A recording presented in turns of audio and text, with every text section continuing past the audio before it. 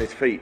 And in a couple of a couple of rounds, he's pushed himself the whole round, didn't have much left, and he got tagged a couple of times, and he was rocking on his heels. And Usyk should have been able to put a few more big punches together, but it seemed like the early rounds, they were so tough. He was exhausted as well, so he wasn't able to go into that second gear. But it was a very, very tough introduction to the heavyweight scene. And he passed the test. He passed the test. He was on his feet. He won the fight on points. Congratulations to him. Those are the words of David Haye as he responds to his fighter versus one of the best pound-for-pound fighters, Oleksandr Usyk.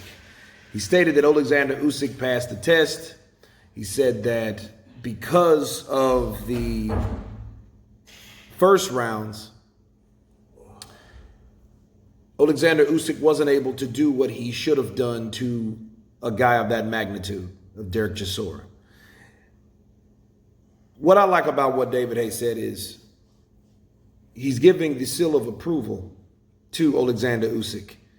The colorful way that he explains Usyk, it's a good cover-up for the way that he slammed him through the last 6 months. David Haye has had it in for Oleksandr Usyk for the longest, and you know what my theory is about that.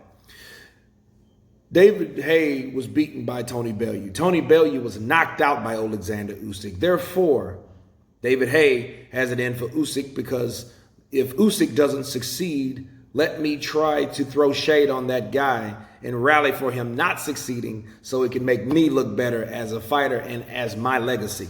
So I think that's what it was with David Haye. But David Haye did eat some humble pie. He is giving props to Oleksandr Usyk as he admits that his fighter was rocked by Usyk, being the smaller guy. So that's a good sign. If we go back in the history of time where Roy Jones Jr. was clubbing John the Quiet Man Ruiz when he went to the heavyweight division, you got to ask yourself and compare which one did more damage to that opponent, that heavyweight, that solid heavyweight. Who did more damage?